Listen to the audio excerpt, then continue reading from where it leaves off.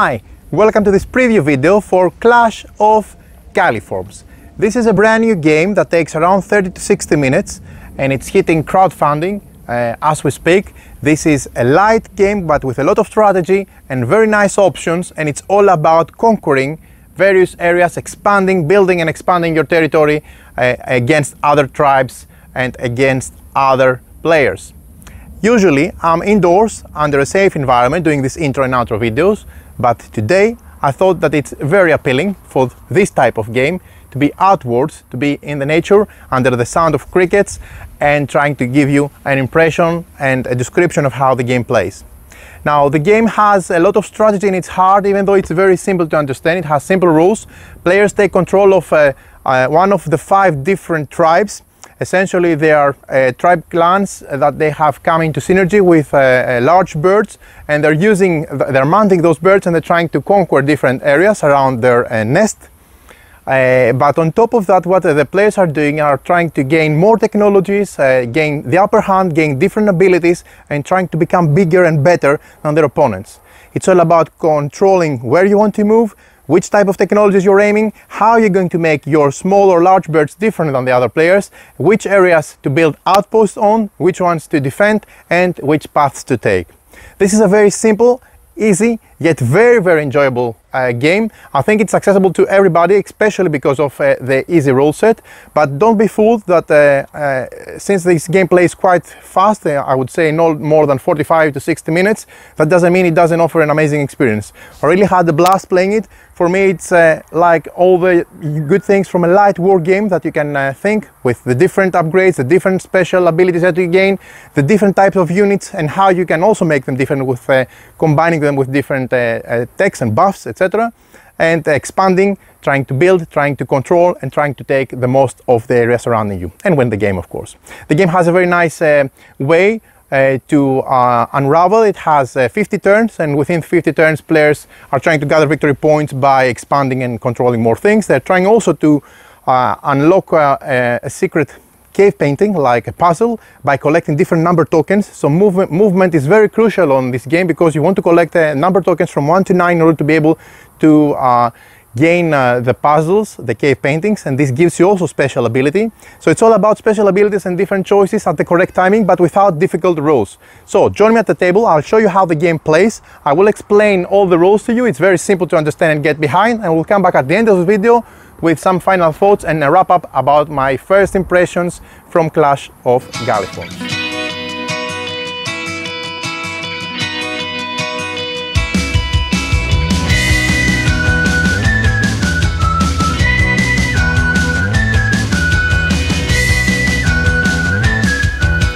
So let's see how Clash of Galliformes plays. First, let's familiarize ourselves with the components.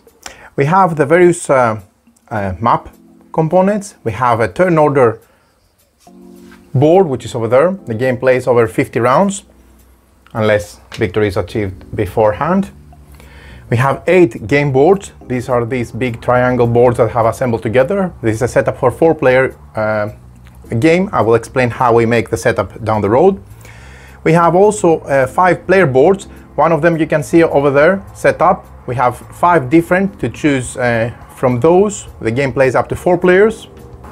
And briefly to show you the different factions that they come into the game with their own unique stats and their player board respectively. They also have the 2 different type of birds that are going to be used to conquer the map.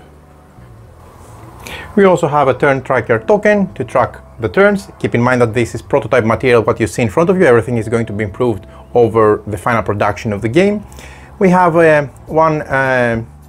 23 big player birds, which are these ones, and they are custom for each faction.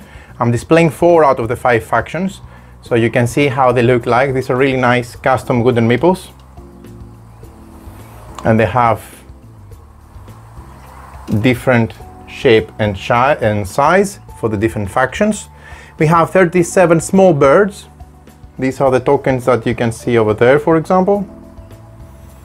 They have the same shape but different color, and these are the small birds. for each of the player colors. We have 12 outcast birds. These are neutral guards that they have to be battled in order to proceed down the road or conquer this hill, this spot, respectively, and the same goes for the rest. We have, of course, 5 nest tokens. Nest token is this circular disc, but it's going to be silk printed, as you can see on the crowdfunding page, indicating a nest. And the same goes for the outposts, which are these circular discs, but they're also going to have a print on them so they can stand out on the board. We also have 20 tech tokens that you can see over there, and I'm going to explain why I have them in a row just in a sec. We also have 36 number tokens from 1 to 9, one set for each player. We also have puzzle tokens, 15 puzzle tokens that they come together to make one of the different puzzles. They are also described on this nice summary over there. And we have 36 bonus cards. These cards, of course, is a prototype component, but you can see they're modifiers for using one time in the battle and giving some advantage when you really need it in the game. There are 50 player cubes on the player color. The colors that they come of the factions are the blue, the red, the yellow, the purple and the white that you don't see in front of you because I have left it out for this video. We have 50 cubes for the players that they're used to track the different resources, the different production of the resources, and also the different technologies that you'll see over there depending on the stage of the branch respectively. We have one defense die, and we have one attack die, and of course we have a golden egg. Now let's go through setup instructions.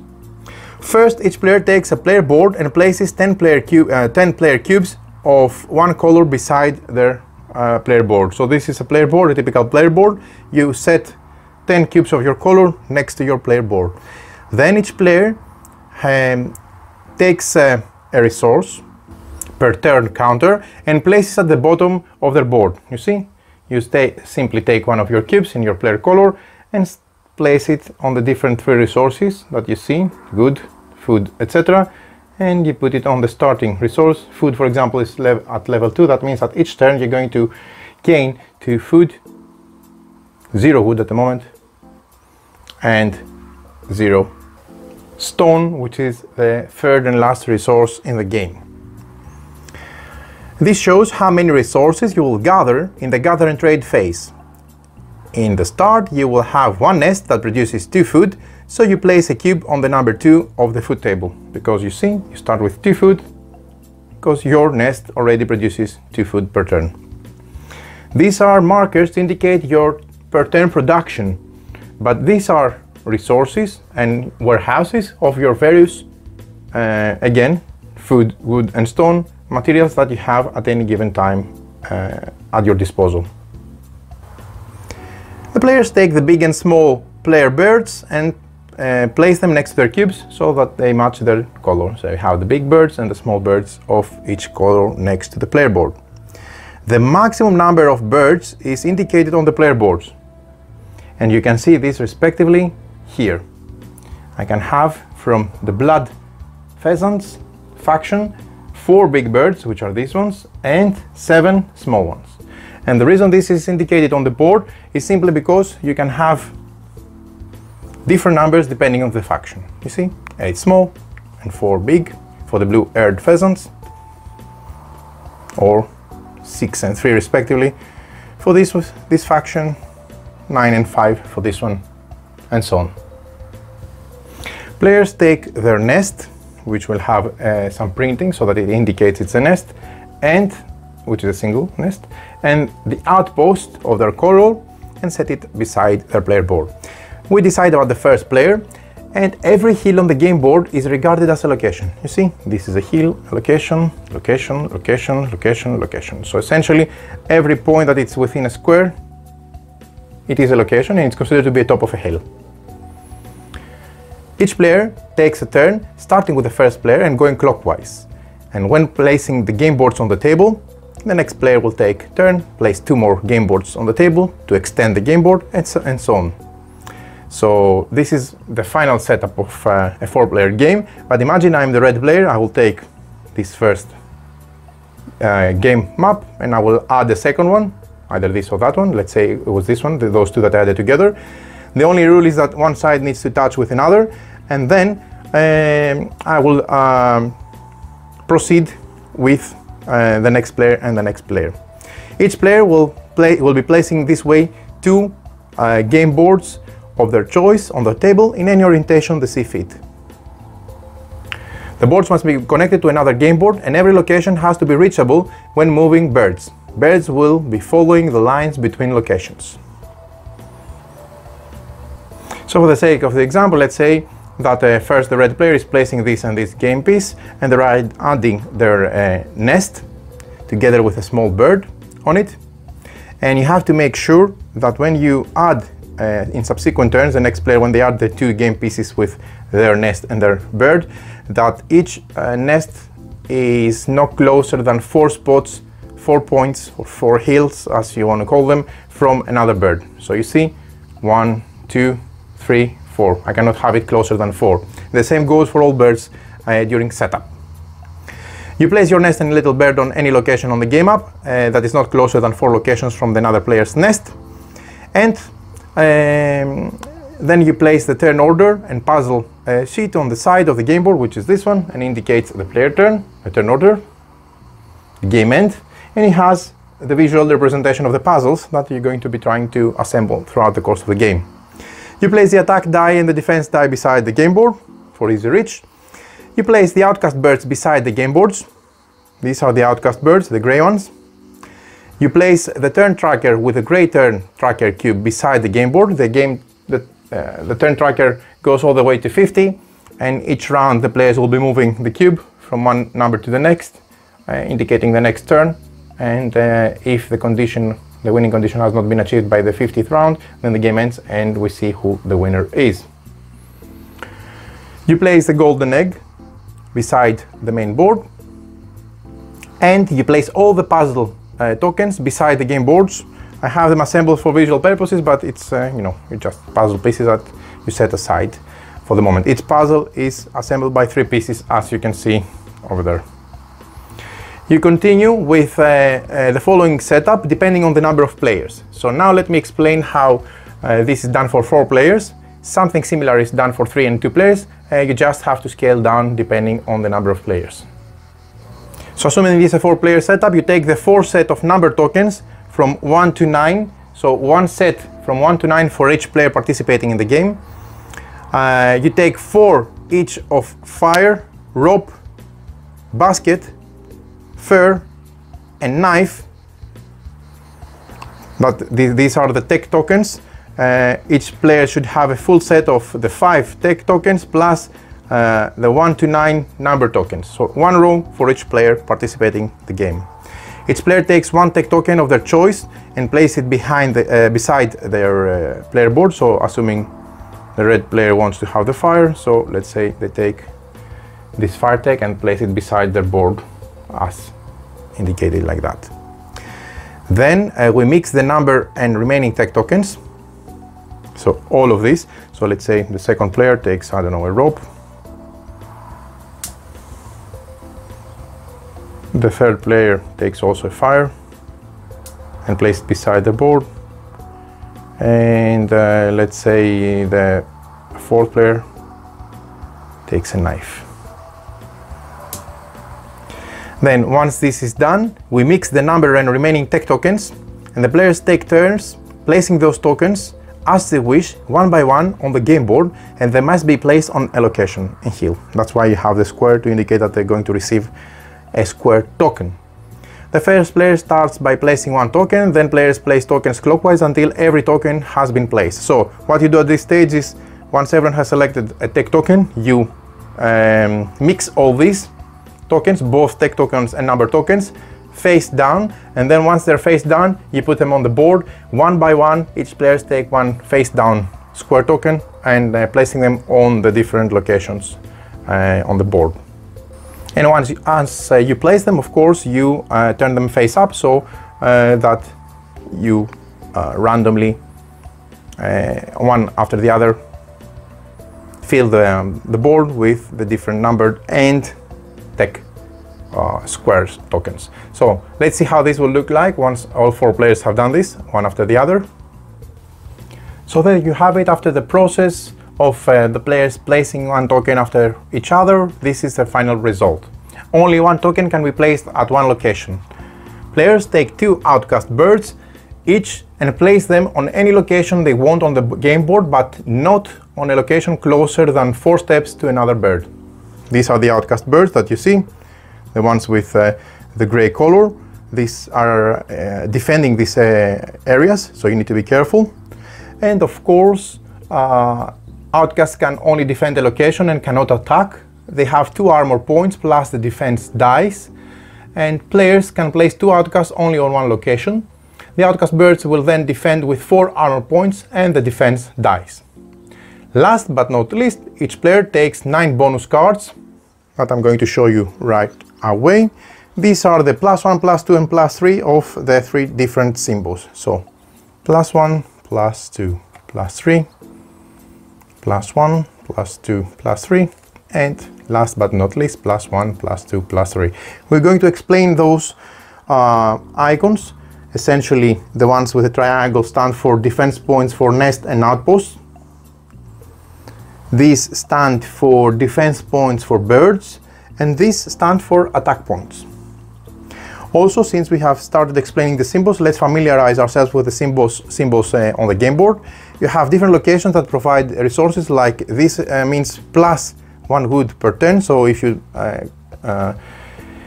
have an outpost there, for example, or you will be adjusting your production of the wood per turn by 1 for each turn, etc. The same goes if you have more.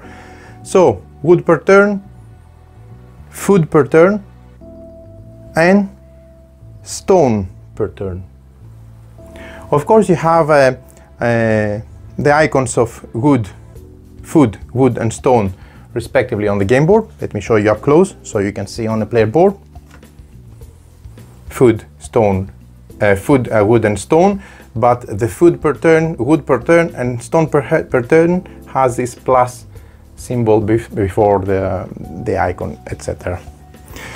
Then you also have the different tokens that they show: fur, knife, fire, rope, and the last one I'm missing is a basket. You also have the numbered tokens, and now let's move to how to play the game. But maybe before doing so, it's a good opportunity to familiarize ourselves with the player boards. You have various aspects depicted on the player boards, and you can see first of all that the cost of the upgrades on the player board are indicated inside the rectangle, and the reward is indicated outside the rectangle. So that means, for example, you can see that the cost is there and you need to pay, and the reward is outside, and the same goes for the various branches of the text. So on the clothes, weapons, nest and outpost, you place a player cube on the upgrade you have. So essentially, once you get an upgrade, you can place it on the respective stage. You always start from the left, and then you can progress to the right for each of the brand under this or that branch, essentially making your abilities stronger. Okay, good. That's why we have 4 additional cubes over there for 1, 2, 3, 4 branches. You can only use 1 player cube per upgrade branch, and it's only the reward from the upgrade that the cube is placed that it can be used. So of course it's a better version, it's a subsequent one. If you have upgraded to a bow, you can attack from an adjacent location, and when attacking with a bow from an adjacent location, no birds are lost if the attacker loses. If the attacker and the defender is standing on the same location, the rules are the same like the regular battle. Players can only use their special traits on their turn. It's not that they can use it on other players' turn unless it's stated otherwise. Now let's see the different things that we find on the board itself. You have the name of the faction of the birds. You can see here, this is the name. These are gigantic birds that are carrying our faction, so they're working in synergy. Then you have the special ability that the bird starts the game and cannot be lost throughout the course of the game, and it's here. And all the abilities are described in the rulebook, but you also can gain additional abilities as you see here. We're going to come back later to this, but for the moment this is the starting ability that each faction has, and it's different per player board. You also have the standard defense strength of the bird, plus this is 2 for the big birds and 1 for the small birds. You also have the standard attack strength of the bird. It is 3 for the big one and 2 for the small one.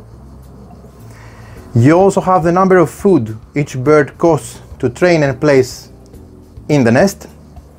Placing a small one costs 2 food, placing a big one costs 6 food.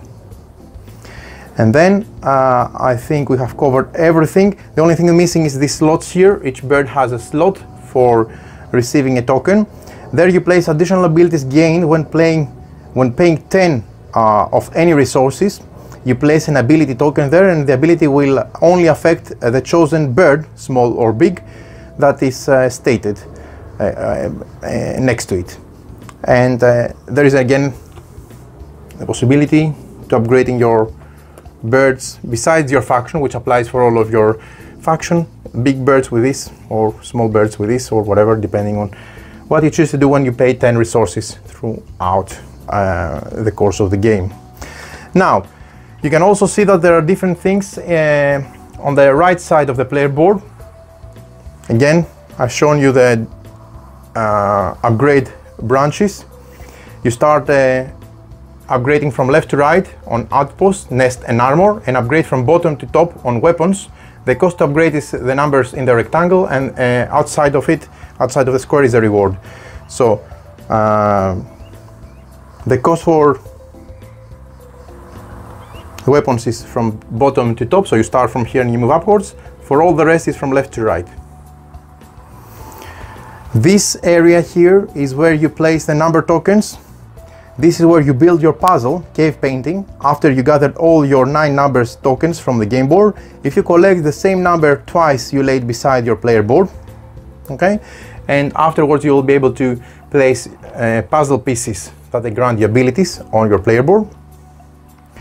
And then you have these big squares that you see, 1, 2, 3, 4, that they have icons matching the tech icons on the game board. This is where you place your gathered tech tokens if you have the resources to unlock the technology. The number of resources indicated inside the box and the reward indicated outside the box. Some technologies are needed when upgrading your upgrade branches. For example, you need the rope when you need to upgrade on the final stage of the nest. So you need to have it. That means I need to have the tech for the rope, and that means that you need to pay 6 food, 1 stone, and 1 wood and 5 stone, and have collected one of those technologies to be able to place it there, unlock it, and then you will be able to continue with upgrading to the 3rd level of the nest, which requires a tech as well. This is not always the case. You can also get the tech just for the advantage of having the tech, which is, again, as you can see, if you have this tech, the knife, it gives you +1 wood per turn, +1 food per turn, or +1 food per turn, and 1 defense point as well, the fire. So these are very, very useful information that you can decide to parameterize and differentiate your faction depending on how you want to invest on techs and how you want to upgrade different stats and improve them throughout the course of the game. The last thing that you see is your warehouse. This is where you have your resources, again, food, wood and stone. You can only have up to 10 of each. This is different from the per turn production. This is the production you get every turn, and this is the amount of resources you can store and you can never have more than 10 respectively. Now let's proceed to the turn order and how you play the game. First you have move. Move birds from 1 or 2 locations. This is not mandatory. Birds can only move 1 location per turn unless it's stated otherwise, for example from an ability on the player's board. If you move to a location with enemy birds, you must attack them. And if you move to a location with a number or tech token, you must collect it and place it beside your player board. If it is a draw during the attack, once you move and conduct a battle, the attacker wins. So essentially, the first thing you do is you move. So you choose 1 or 2 locations, and this is not mandatory once you have more birds on the board, and you move them down the path to a location adjacent.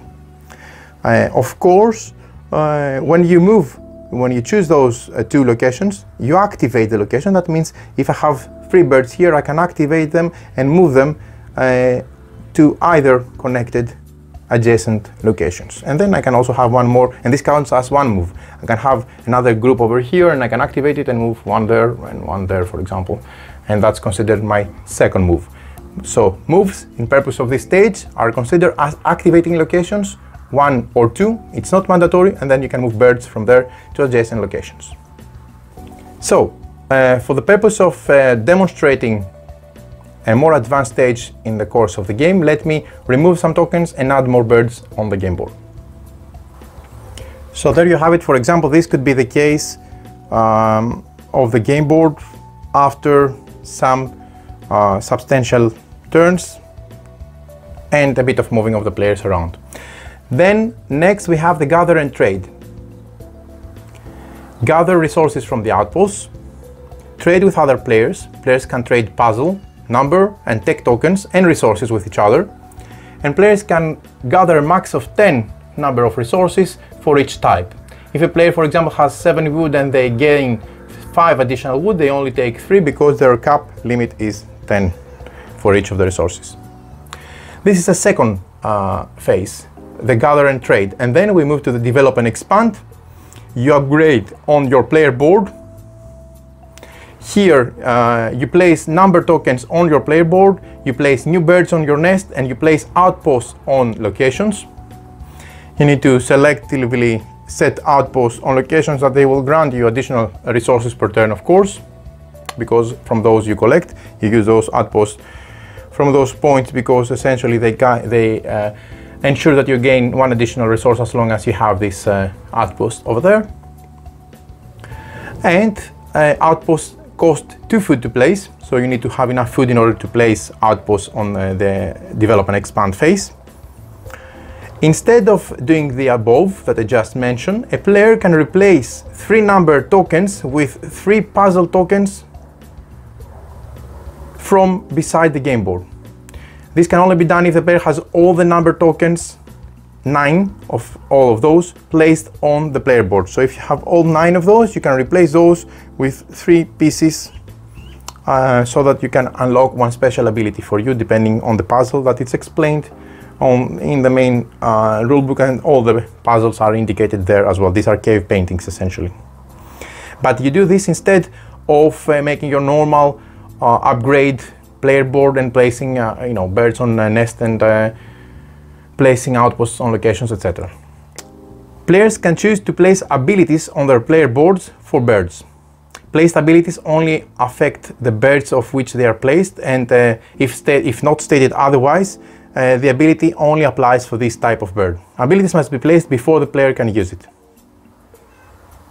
I remind you, you can spend 10 resources to take 1 of those abilities and add them in 1 of the slots to modify either the big birds or the small birds in this respective player board. So to summarize, move, gather and trade, and then develop and expand. Now, the game end. If one player has completed any of the puzzles, cave paintings, and 2 of their technologies, place tech tokens on the player board, and the puzzle, that player can choose if they wish to end the game, and then all players count points. The player with the most points wins the game, and if it's a draw, the player, of course, that completed the puzzle wins the game. How you score victory points? You gain 9 victory points from the puzzle itself, if you have completed their puzzle, 1 point from each own puzzle, number and tech token that you have, 1 point from each outpost on the game map, like this outpost that you can see there, 2 points from each completed technology placed tech cube on the player board, 4 points if the player has 10 food, stone and wood when the game ends in their warehouse, and 9 points to the player who owns the golden egg. I haven't explained the golden egg yet, I'm going to do it shortly. Player elimination. If a player has lost their outpost and nest, that player starts over with a new bird. The player places the nest and the little bird on a location without any other component and not closer than 4 locations to another nest. The player then starts moving the next turn as normal. Now the rulebook explains all the puzzles that they grant a very strong ability to the player who has completed their respective puzzle, and this is very unique, and all the additional abilities explained that they can be awarded to the small or big birds respectively, and they may give the upper hand throughout the course of the game. But before going to some examples, let's finalize this explanatory video by highlighting the battles, the locations and some additional concepts. Now when a player moves, let's say in this instance, for the benefit of this example, let's say we had one more bird over there, so these are next to each other now. So when the player moves their bird into a location with enemy birds and enemy outpost or nest, it is considered the attacker and the other player is considered the defender. So for example, if I do this move, this player blue is the attacker and the red player is the defender. The attacker chooses and plays any number of bonus cards. Remember the bonus cards that you have? And these are one-time bonus cards, so make good use of them. The attacker will choose any amount of bonus cards, and then the defender decides to use bonus cards or not. Players show how many they want to use but reveal them after the die roll. The attacker counts the amount of attack points indicated on the player board and any attack bonus points from upgrades on the player board. The defender counts the amount of defense points indicated on the player boards and any defense bonus points from upgrades on their player board. If a player has more than one bird, the points are added together. So for example, if this player is participating in this battle with one big bird and one small bird, you're going to accumulatively add the defense points. In this case, the red is the defender. So only bird points are counted, not upgrades are doubled, are added additionally. If the defender stands on a nest or an outpost, that player counts any amount of bonus from their upgrades on their player boards and adds it to their bird's defense points if their nest or outpost offers additional defense or bonus points respectively. For example, you see, if you have this player has upgraded their nest, they can have additional defense points for the nest,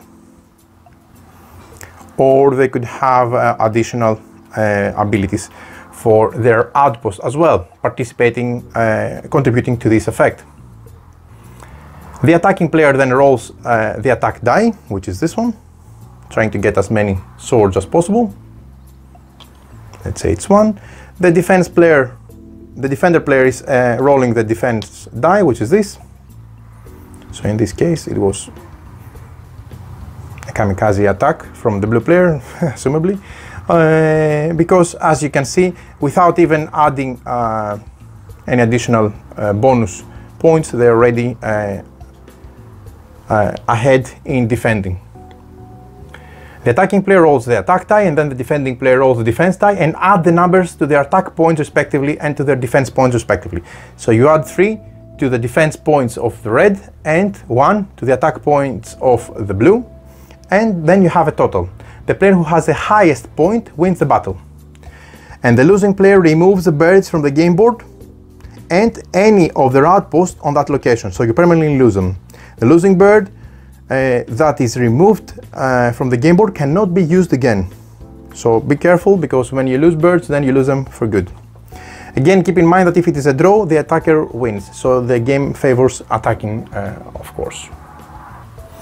Also very important, if the player loses an outpost, the attacker takes a number or tech token of their choice, but not a token that is placed on the player board as a reward.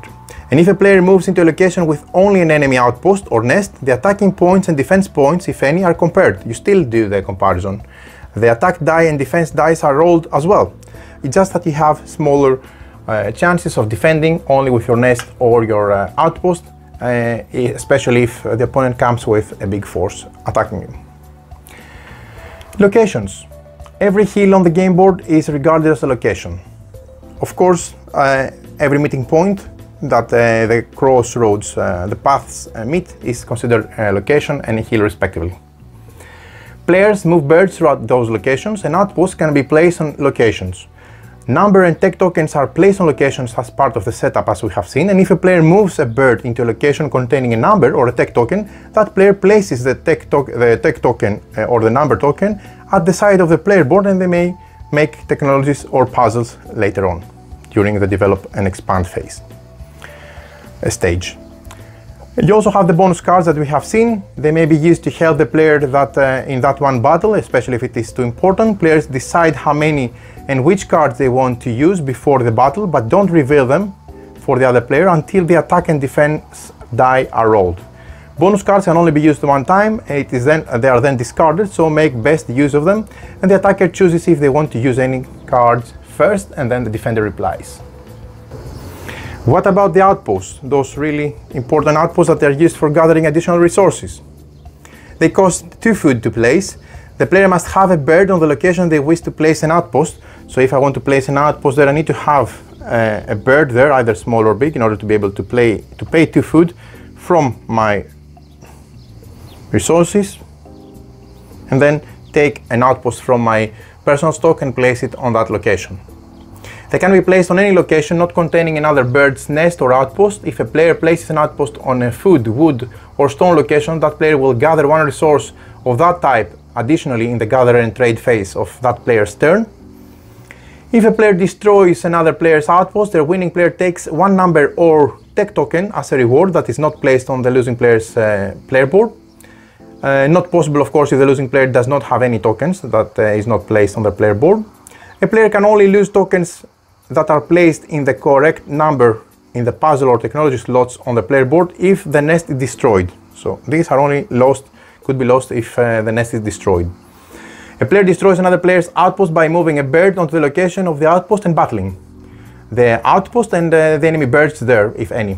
If the attacking player wins, the outpost and any birds are returned to the losing player and cannot be used again. A player cannot move a placed outpost. Whatever outpost you have placed on the game map, they are fixed there until an opponent tries to destroy them and wins the battle against you. Outposts only have defense die when defending alone, can be upgraded on the player boards, and an outpost can never attack. A word about nest. We start from a nest. As you can see, this is a big disc. It's going to be silk printed with some, I believe, art in the final production. This is again a prototype that you see here. All players start with one nest. The nest gives 2 food every turn and can be placed on any location. If placed on a resource location, it gathers that resources the same way as an outpost. So in this case, I didn't place it on when I started the game on a resource spot, but if I have selected this one, I would gain also one additional wood, besides the 2 food it gives itself. Nests only have defense dice when defending alone, but can be upgraded on player boards, the same like outpost. If a player loses their nest, the player can replace their nest on an outpost. The outpost is returned to the player and cannot be used again. You remove your outpost and then you place your nest back into the game. The player who calls this takes any 2 tech and 1 puzzle or 3 number tokens, if possible, from the losing player, and the winning player chooses which tokens to take. They can take tokens from the player board. If the losing player loses a tech token that gave any resources, that player loses the resources for the next turn. The upgrades on weapons and nest will stay as they were before and they are not lost. Of course, a nest cannot attack. Last but not least, we have the golden egg. On a player's turn in the develop and expand phase, the active player can choose to give away 2 puzzle or 6 number or 6 tech tokens to another player.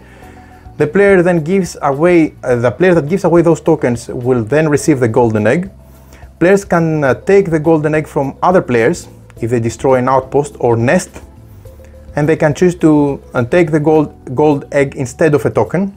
And as I noticed before, having the golden egg rewards 9 victory points at the end of the player if you're the owner. So there you have it, very, very simple rules, but very, very fun and engaging and highly addictive. This game really caught me by surprise. Let me tell you a bit about those puzzles. If you have them installed on your player board, you gain a special ability. A player can not have 2 of the same ability at the same time, of course. The player, if you have this puzzle on your player board, the first one, the player can take 2 birds from the dead, and they can be placed on the nest again if the player pays the food that it costs.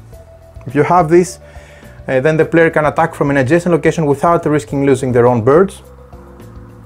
If they are the loser of the battle, if they are defeated in the battle, even though they attacked.